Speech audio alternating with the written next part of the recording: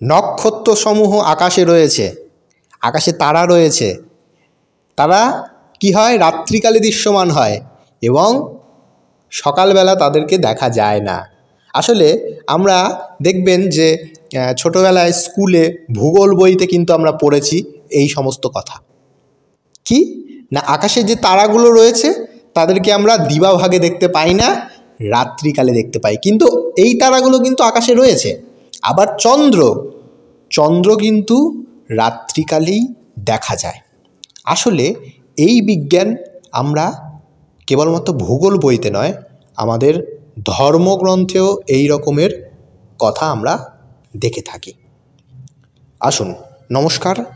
আজকের ভিডিওতে আমরা সেই রকমই একটি প্রমাণ আপনাদেরকে দিতে চলেছি যে কিভাবে আমাদের ধর্মগ্রন্থেই এই বিজ্ঞান পাওয়া গিয়েছে। বেদে এই বিজ্ঞান পাওয়া গেছে। এই বিজ্ঞানের নাম হচ্ছে নক্ষত্র বিজ্ঞান। এই বিজ্ঞানের মাধ্যমে আমরা জানতে পারি যে আজ থেকে প্রায় হাজার হাজার বছর আগে ঋষিরা এই বিজ্ঞান আমাদের ধর্মশাস্ত্রে দিয়ে গিয়েছে এবং সেই ধর্মশাস্ত্র থেকেই আমাদের পাঠ্যপুস্তকে চলে এসেছে। কি আছে, যেমন আমরা যদি শাস্ত্রের দিকে যাই তাহলে ঋগ্বেদ সংহিতার প্রথম মণ্ডলের 24 নম্বর সূক্তের 10 নম্বর মন্ত্র। এখানে কি আছে আপনারা শুনুন, শ্রবণ করুন আপনারা। অমিয়রিক্যা নিহিতাস উচ্চানক্তং দাদৃশ্যে কুহু চিদ দিব্যেয়ু অদ্বধ্যানি বরুণস্য ব্রতানি বিচাকাশচন্দ্রমা নক্তমেতি। এই মন্ত্রের অর্থ হচ্ছে ওই যে নক্ষত্রসমূহ ঊর্ধ্বে স্থাপিত রয়েছে, এই নক্ষত্র বলতে কি, তারা ঊর্ধ্বে স্থাপিত রয়েছে অর্থাৎ আকাশে স্থাপিত রয়েছে, রাত্রিকালে দৃশ্যমান হয়। তার মানে তারা রাত্রিকালে দৃশ্যমান হচ্ছে, মানে রাত্রিকালে দেখা যাচ্ছে। তা দৃশ্যমানের কথার অর্থ হচ্ছে এই যে তাদের দেখা যাচ্ছে, তার মানে এই নয় যে তারা ছিল না কখনো, তারা সকালবেলাতেও থাকে কিন্তু রাত্রিকালে তারা দৃশ্যমান হয়।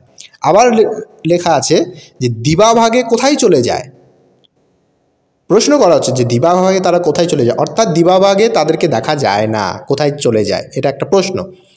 রাজা বরুণের কর্ম সকল অহিংসতীয়, তার নির্দেশেই চন্দ্র রাত্রিকালে বিশেষভাবে দীপ্ত হয়ে ওঠে। অর্থাৎ ঈশ্বরের নির্দেশে এই চন্দ্র রাত্রিকালে দীপ্ত হয়ে ওঠে, অর্থাৎ রাত্রিকালে তাকে দেখা যায়, তাকে উজ্জ্বল হতে দেখা যায়। অথবা আমরা যে ভূগোল বইতে পাঠ্যপুস্তকে যে সমস্ত বিজ্ঞান, যে সমস্ত ভৌগোলিক যে সমস্ত কথা আমরা পড়েছি, সেগুলো কিন্তু হাজার হাজার বছর আগে ঋষিদের দ্বারা কিন্তু আমাদের ধর্মশাস্ত্রেই এগুলো গৃহীত রয়েছে। এরকম আরও অনেক রকম মানে ভৌগোলিক কথা বা ভূগোলের কথা আমরা কিন্তু বেদে পাই। আজকে ভিডিওটি ভালো লেগে থাকলে আমাদের পাশে থাকবেন এবং আমাদের চ্যানেলটি আপনারা সাবস্ক্রাইব করুন, কারণ এখান থেকে আপনারা ধর্ম সম্পর্কে তাত্ত্বিক আলোচনা, শাস্ত্রীয় আলোচনা, এমনকি আধ্যাত্মিক আলোচনা এগুলো আপনারা পেয়ে যাবেন। আমাদের চ্যানেলটি অনেক ছোট চ্যানেল, আমরা অনেক কষ্ট করে ভিডিও বানিয়ে, অত আমাদের সেট আপ নেই, আমরা কষ্ট করে ভিডিও বানিয়ে আপলোড করি। তো আপনারা যদি আমাদের চ্যানেলটিকে সাপোর্ট করেন তাহলে কিন্তু আমরা এরকম আরও ইন্টারেস্ট ভিডিও আপনাদের সামনে আমরা আনবো। তো আপনারা না দেখেন তো আপনারা এই ভিডিওগুলো শেয়ার করতে থাকুন, তাহলে আমাদের আরও উদ্দীপনা জাগবে। নমস্কার, ধন্যবাদ।